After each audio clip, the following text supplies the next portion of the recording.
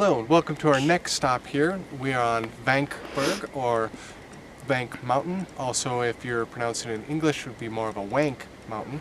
It's one of the most popular mountain climbs in the kind of Bavarian Alps region of Germany. We parked down at the bottom. It's about €3 to park. If you're there early enough, you can get free parking. It's a little bit further away, but in the grand scheme of things, it's about a 5-mile hike. We're actually returning from the peak. As you can see, it's a little bit later in the day here. It took us about 2.5 hours to get to the top. I know just using the signposts and stuff, we're probably a little bit behind that schedule. We're flatlanders from Fargo, so we're not used to the whole elevation change. But the top has 2 wonderful restaurants you can stop at, have a beer. There's also another whole multiplex of trails that go connect the different peaks and outlooks.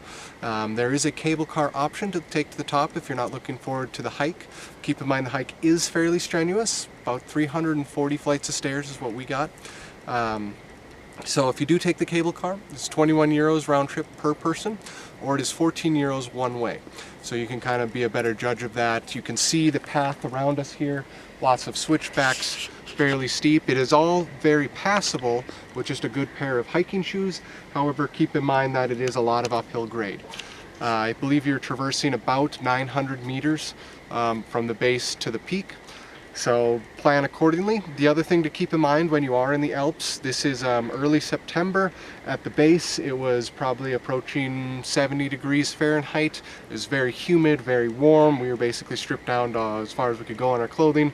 And now that we're at the top, since the sun has gone over the other side of the mountain, it's actually dropped about 25 degrees Fahrenheit in the last hour and a half. So you can get pretty extreme temperature changes. Keep that in mind when you're hiking this.